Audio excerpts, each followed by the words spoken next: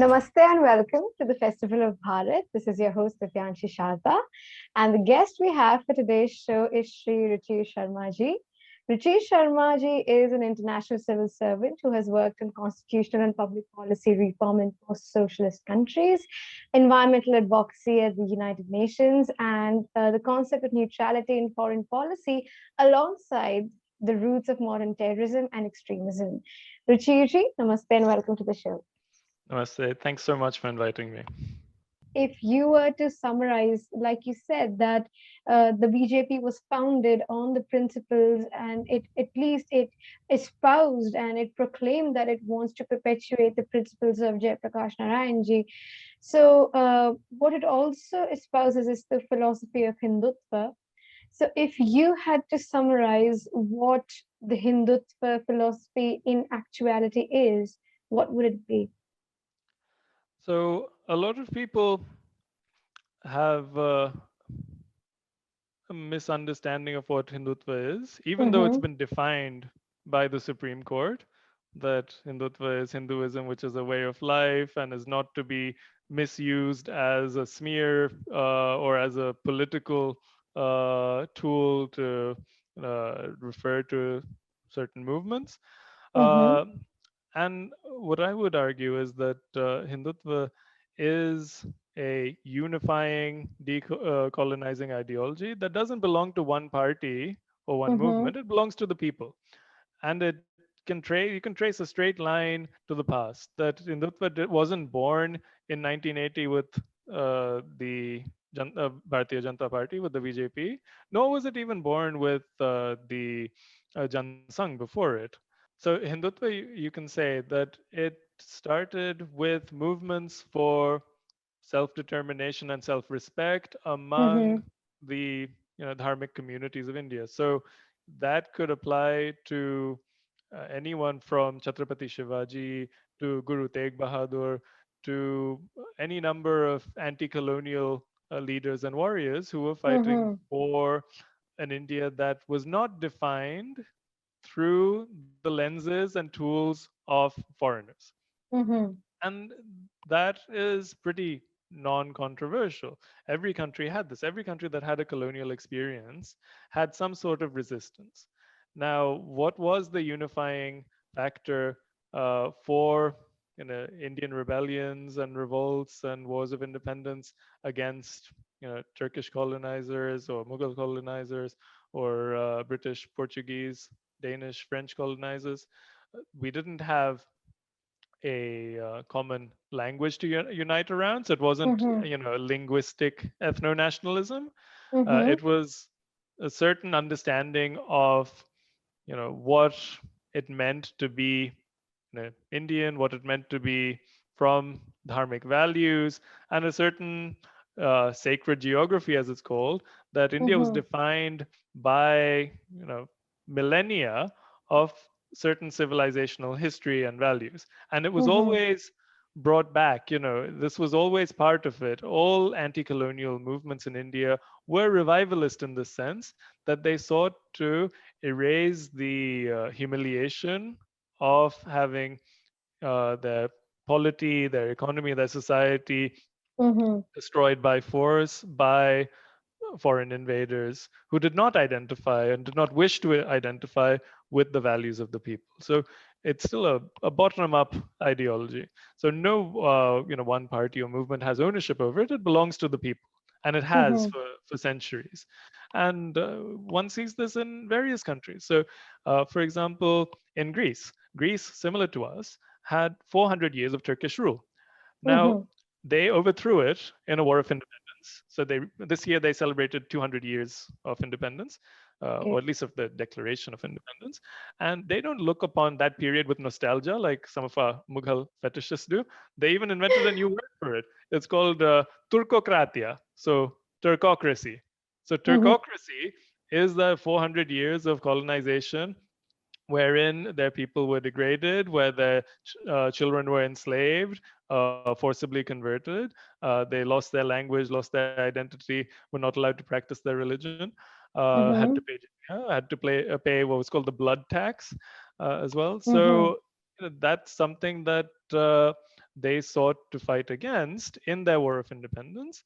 And that shapes the understanding of Greece as a modern nation state. Now, Hungary as well. So modern Hungary takes its values from we suffered the onslaught of Ottoman invasions for centuries, but we fought them off, and that's how we fought for our dignity and protected our nation. So various countries have some sort of unifying mythos, some sort of unifying values or historical Mm-hmm. experience. Now, because in India, the colonial periods were associated with an oppression of native spiritual traditions as well as Mm-hmm. knowledge systems, because it's not just about religious values, it's about the entire scientific, social, economic organization of society before the invasions and colonization and afterwards.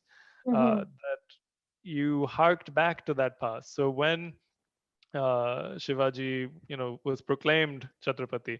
If you look at his proclamations, he talks about, reviving values, that this is a country where cows will be sacred. This is a country where slavery will be abolished, things like that. So uh, this was a historical current, which Mm-hmm. today exists in a very different form to, what people think it means. So because there hasn't been a strong enough definition or defense of the definition by uh, those who practice it, or even by the Supreme Court. The definition exists. That's the definitive definition of what Hindutva is. We had Ram Jethmalani go all the way to the Supreme Court with it. That's forgotten, and instead there has been the use of the term Hindutva as a boogeyman by certain political actors to vilify the revival of Indian knowledge systems and heritage and cultural heritage. Now, it's actually quite funny that when they were in jail together during the emergency, the CPM, with the Jansang Hindutva types, they realized that, oh, these guys aren't actually fascists; they're just a bunch of harmless socialists who talk about cultural issues. But they, they actually believe in Hindutva more than the Hindutvavadis. So, the way they portray it as this ideology that's going to create fascism and totalitarianism and is Mm-hmm. going to erase, minorities or destroy mosques, Mm-hmm. that became the popular understanding of what Hindutva was. Mm-hmm. And funnily enough, there were enough voters who actually took that at face value as a boogeyman. It was like, oh, it's so terrible. Voters were so frustrated in the 90s and in the 2000s that they're like, oh, that actually sounds great. And then they voted these, social democrats with Hindu aesthetics to power and realized that no, they're not actually the monsters that they were made out to be. And now Mm-hmm. they're getting frustrated with them that, hey, why aren't you the monsters that we were promised? And this is what happens when you let others define you on their behalf. That even the Hindutva of today, of the BJP, is a diluted version of what the Jansang believed in the pre-emergency era, which Mm-hmm. itself is a diluted version of what the Hindu Mahasabha believed in during the pre-independence era. And if you go back far enough, so people say, oh, the father of modern Hindutva is Veer Savarkar. He, was also seen as a mentor to people in the CPI. So there were CPI members who were inspired by the works of Savarkar, so S.A. Dange Oh. or M.N. Roy, because it was not seen as incompatible with socialism or communism. So, for Mm-hmm. example, Mm-hmm. if you look at other unifying anti colonial ideologies, so Pan Africanism or Pan Slavism. So, Yugoslavia was formed by Pan Slavism, that people who are connected by the Slavic heritage, Slavic language family, Mm-hmm. they have a right to create a state of their own instead of being various provinces in the Austro-Hungarian Empire or the Ottoman Empire, and that's how Yugoslavia was formed. And this pan-Slavic ideology was the foundation of the state. It was the foundational identity of the state, and it took various forms. Yugoslavia was a kingdom, a pan-Slavic kingdom, and then went on to be a pan-Slavic communist federal republic. Mm-hmm. The two can coexist. The two can be built on each other. So the idea was that the people in the independence movement, what were they fighting for? They wanted Ram Rajya. That's what Gandhi promised them. They wanted revivalism of a golden age of sovereignty where they saw themselves reflected in the state. So that could be pan-Slavism in Eastern Europe. It could be pan-Africanism in Africa. It could be Bolivarism in Latin America. Mm-hmm. It could be Arab nationalism, like Nasser of Egypt propounded. And in India, that was Hindutva. That just means the current of public sentiment against foreign ideologies, foreign institutions that seek to define and oppress the values and aspirations of the people. So it's compatible. But you need to have that foundational identity that, the British Raj was divided on the basis of religion. You have to Mm-hmm. accept it's not that uh, integral India, so Akhand Bharat as it's called, was not divided because we were being punished for not being secular. The British Raj was divided into a Muslim homeland and a Hindu homeland. If you Mm-hmm. acknowledge that, you at least have the basis of identity to create social cohesion and then build the rest. You can have a Hindutva communist republic if you want. There were people who believed in that at the time. Mm-hmm. It's yeah, it's just the foundation, and on top of that you can build a modern political system, and that can be social democratic, it could be a kingdom, it could be communist. The point is, it's about self-respect and about reclaiming the dignity that was stripped of people and their culture and their practices and their knowledge systems.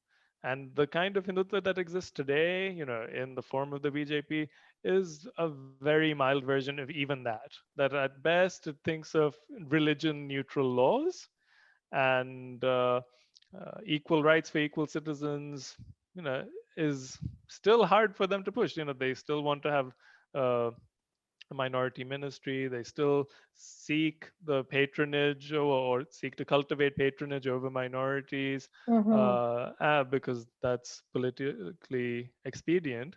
So Mm-hmm. they're not exactly extremists. They're moderates today.